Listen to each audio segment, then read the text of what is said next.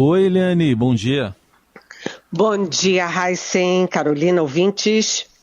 Bom dia, Eliane. Bom, estamos de olho aí no Tenente Coronel Mauro Cid, ex-ajudante de ordens de Jair Bolsonaro, que em setembro do ano passado saiu da prisão depois de fechar aquele acordo de delação premiada com a Polícia Federal e no depoimento que acabou servindo de alguma forma como base, né, trazendo elementos para a Operação Tempus Veritatis, que foi deflagrada pela corporação agora esse ano.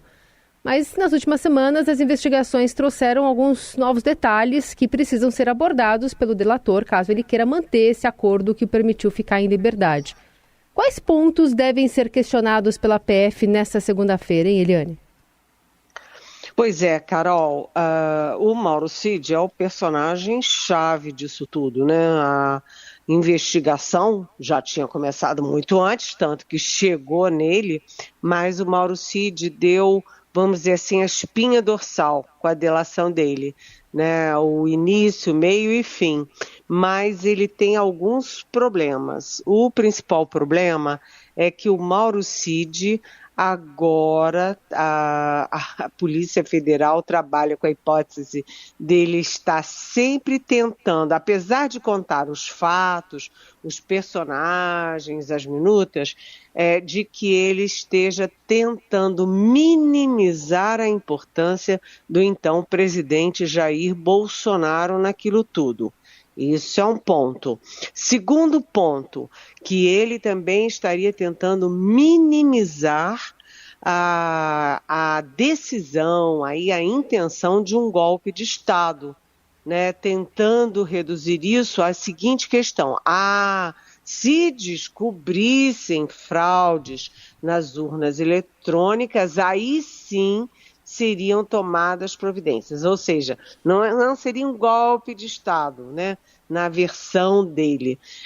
Tudo isso está vindo por água abaixo pelos outros depoimentos que estão surgindo, e os dois últimos depoimentos que são muito importantes nisso tudo são os depoimentos do general Freire Gomes, que era o comandante do Exército, foi o último comandante do Exército no governo Bolsonaro e que, ao depor na Polícia Federal, contou detalhes. Né? Um detalhe, por exemplo, que precisa ficar claro é sobre a minuta de golpe, porque o Mauro Cid dizia que não sabia se o Bolsonaro tinha conhecimento ou não e tal, que Mauro Cid recebeu essa minuta do golpe das mãos de Felipe Martins, que era o assessor. Já o general Freire Gomes relata que o Bolsonaro é que mostrou para ele diretamente a minuta de golpe e era numa reunião de militares. Afinal das contas, agora o Mauro Cid tem que dizer: o Bolsonaro era o líder dessa minuta ou ele estava sendo... Alguém mostrou para ele e ele não deu bola? São duas versões diferentes, né? Além disso, o Mauro Cid disse que não foi àquela reunião ministerial em que foi discutido, o Bolsonaro colocou claramente golpe, o general Augusto Heleno botou claramente golpe, enfim, eles aparentemente não sabiam que estava sendo gravado. Mas como é que o Cid não estava lá se o vídeo da reunião estava na nuvem do computador dele? Então, estão vários pontos desencapados para o Mauro Cid, enfim, confirmar, melhorar o depoimento, avançar um pouco. O fato é que o advogado dele já disse, inclusive pelas TVs, que ele vai contar tudo o que ele sabe. E a outra coisa é a seguinte: ele tem que contar, porque se o Mauro Cid, que é tenente-coronel da ativa do Exército, não contar, ele corre o risco, primeiro, de voltar para a prisão e, segundo, de perder os benefícios da delação premiada. Depois de tudo isso, ele vai jogar fora os benefícios? Então, hoje é um dia importante nessa investigação. O depoimento está previsto para as 14h na Polícia Federal em Brasília. essa nuvem aí do computador do Mauro Cid produzindo aí chuvas e trovoadas, né, Eliane? Vamos ver hoje o que ele vai falar. Tá séria a coisa. Bom, vamos falar aqui do presidente Lula. Essa semana que passou foi de notícias ruins em pesquisas, você mesma chegou a comentar na semana passada, mas o tom crítico a ele continua, né, Eliane? Pois é, né? Na semana passada o Lula teve 2 pesquisas que, aliás, são muito parecidas, chegam ao mesmo, na verdade foram 3, chegam a resultados semelhantes, mostrando queda de popularidade. E não é uma quedinha assim dentro da margem de erro, não. É uma queda além da margem de erro, tanto no IPEC, quanto no Atlas, quanto na Quest. Ou seja, tem aí uma queda de popularidade, inclusive, em vários segmentos. Não apenas naqueles segmentos que já são refratários ao presidente Lula, como, por exemplo, os evangélicos, a rejeição a ele aumenta, mas também em segmentos que foram favoráveis ao Lula nas eleições, como o segmento feminino. E, se a gente olhar os jornais de fim de semana, as revistas e as próprias rádios e televisões, os comentários têm sido muito críticos ao presidente Lula, pela posição dele em relação à Venezuela, em relação à guerra da Ucrânia, em relação à guerra de Israel, a teimosia dele em relação à economia, falando em gastos, quando o grande problema brasileiro é exatamente nesse momento, é exatamente a questão fiscal, o equilíbrio fiscal, e também a intervenção política, a ingerência política na grande estatal brasileira que é a Petrobras, e além disso, até na Vale do Rio Doce, que foi privatizada.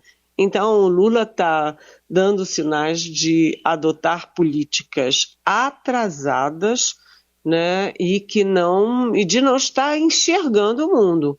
Ou seja, ele precisa fazer um meia-culpa, ele precisa pensar, se reunir, refletir, porque a coisa não está boa. E, aliás, a dengue está agraçando. Hoje eu perdi um grande amigo em Brasília, o Paulo Pestana, um jornalista com quem eu trabalhei no Estadão, na minha segunda vez no Estadão. Paulo Pestana é um homem muito inteligente, um homem muito simpático, inclusive bonito, morreu essa noite e a suspeita ainda não confirmada é de que foi dengue. Então, o mar não está para peixe, né? E a popularidade não está muito a favor do Lula, não. Bom, a gente vai seguir com a Eliane Cantanhede por aqui, nessa última meia hora, para falar sobre a agenda do presidente Lula, que se encontra hoje com o presidente da Petrobras, Jean Paul Prats, no Palácio do Planalto, que vai ser o primeiro encontro dos dois depois que a estatal decidiu não distribuir aqueles dividendos extraordinários, né? O que levou a uma forte queda no preço das ações, mas ainda assim foi um valor expressivo, né? Se você pensa na régua, né? No histórico de pagamentos de dividendos, foi o segundo maior da história, né, Eliane? O que aconteceu com a Petrobras foi um conjunto de coisas.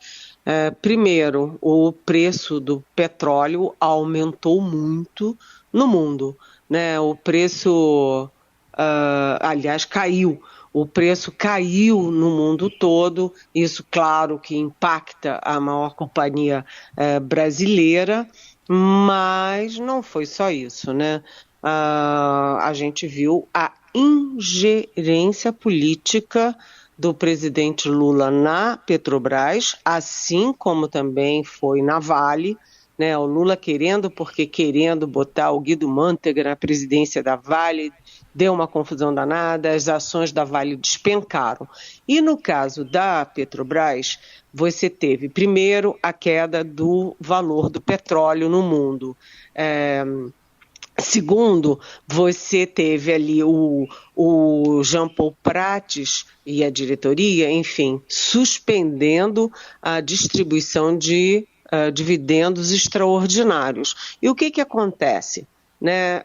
Poderia até se dizer, foi um ajuste estratégico para botar os dividendos da Petrobras em linha com o que há no mundo. Só tem uma coisa, a Petrobras tem muito investidor exatamente porque tem uma distribuição de dividendos alta.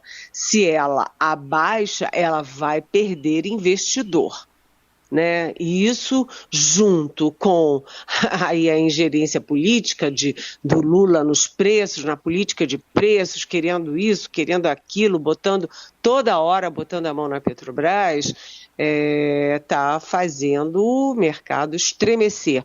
Então, a primeira má notícia veio, a primeira delas é que o lucro da Petrobras caiu fortemente no primeiro ano do Lula em relação ao último ano do Bolsonaro. Foi o segundo maior lucro da história da companhia, mas caiu em relação ao lucro no último ano do Bolsonaro. Segunda questão, você tem aí a queda expressiva das ações na sexta-feira. Né? As ações da Petrobras despencaram. Em algum momento do pregão chegaram a cair 13%. E isso significou, no fim do dia, uma perda de valor de mercado da companhia de 55 bilhões de reais. Então, esse encontro hoje do Jean Paul Prates com o Lula, no fim da tarde, no Palácio do Planalto, pode trazer novidades em relação aos dividendos, né? Porque você junta queda do preço do petróleo, você junta ingerência política e você junta suspensão da distribuição de dividendos extraordinários, você está querendo o quê com a Petrobras? Lembrando que a Petrobras tem ainda por cima um trauma em relação ao PT e o Lula por causa do Petrolão, da Lava Jato, etc. O Lula está, vamos dizer assim, mexendo com fogo, né? Muito bem, aguardemos também pelas notícias dessa reunião. Vamos falar sobre a eleição lá em Portugal, Eliane, que terminou uma vitória bem apertada da centro-direita, partido Aliança Democrática. Pelas últimas contagens, porque ele está se formando o novo parlamento, são 230 cadeiras, a centro-direita ficou com 79, o Partido Socialista do atual governo com 77, bem apertado, mas chama atenção a extrema-direita, né? Foi de 12 para 48 cadeiras. O nome do partido é bem sugestivo, Chega. Aparentemente um avanço grande que pode levar até a extrema-direita para a composição de governo, Eliane? Pois é, você sabe, Heisen, que a gente sempre fala da extrema-direita, a extrema-direita crescendo no mundo. Então eu cito aqui, né, a possibilidade do Donald Trump voltar aos Estados Unidos, que é o grande símbolo de democracia no mundo, né? A maior economia do mundo, o maior poder bélico, o maior tudo do mundo, né? A maior potência, e o Donald Trump, né, de extrema direita e tão absurdo, podendo voltar, com fortes chances de voltar. Né? Aqui do nosso lado, na Argentina, o Milei, né, o Javier Milei, que é da extrema direita, inclusive na economia. Aqui no Brasil, a gente acabou de sair de Jair Bolsonaro. E a gente fala muito quando olha para a Europa, na extrema direita, na Alemanha, né, que está crescendo, inclusive os grupos nazistas, na Itália, né, com a Meloni, que é a primeira-ministra de extrema-direita, e você está vendo esse movimento, esse crescimento da extrema-direita, já consolidada na Turquia, na Polônia, e vai por aí afora. E agora você está vendo isso chegar a Portugal. Né? Então, você vê que a centro-direita ultrapassou o PS, o Partido Socialista de esquerda, mas, como você registrou, o que mais preocupa é a extrema-direita com 48 assentos no Legislativo. O que isso significa? Significa uma rejeição, principalmente à imigração. A imigração na Europa está trazendo a extrema-direita para o poder. E a extrema-direita a gente sabe como é que é, né? Aliás, eu queria, já que você me perguntou de Portugal, eu queria acrescentar aqui que essa semana a gente vai ter também aqui um embate entre Supremo e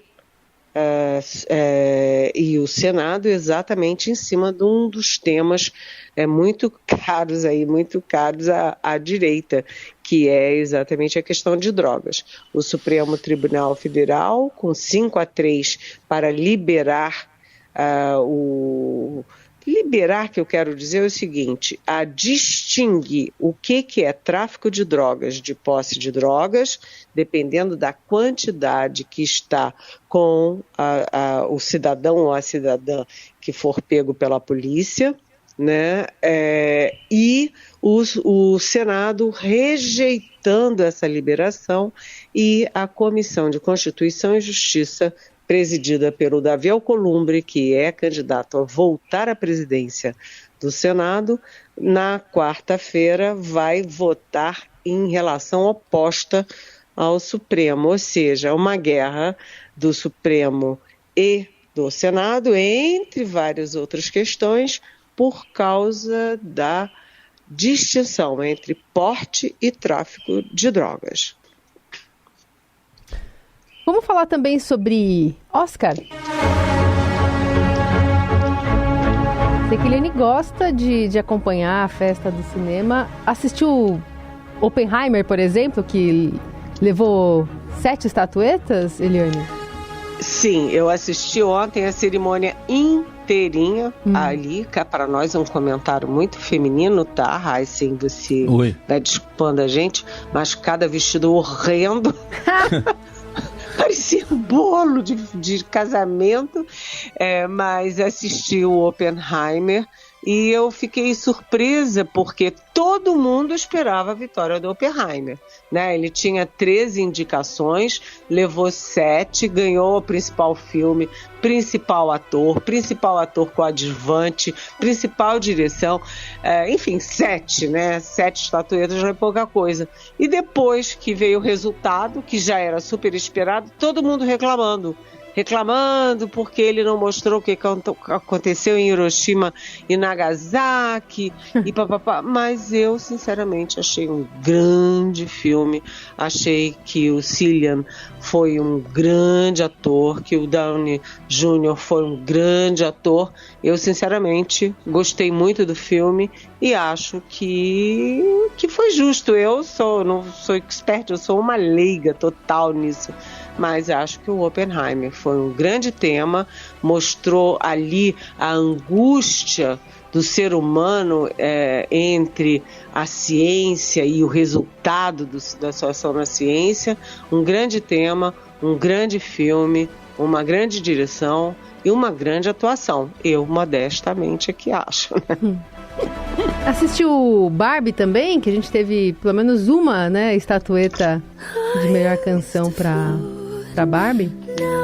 Não, eu não assisti Barbie, e Barbie foi a grande decepção, porque quando Barbie foi lançado para ganhar um Oscar, né? Só se falava nisso. E no final das contas, a Barbie só levou uma estatueta, mas teve um grande momento, né? Quando o Ryan, eu sempre me atrapalho com o nome dele, mas... Hã? O Rosling, né? O Ken. Gosling. O Ken. O Ken, exato. Gosling, o Ken. O Ken entrou todo vestido de rosa choque, todo brilhoso, e fez um show muito espetacular, em pleno ao vivo ali, em pleno Oscar. Mas sem surpresa, o grande vencedor foi Oppenheimer, e a grande frustração foi Barbie.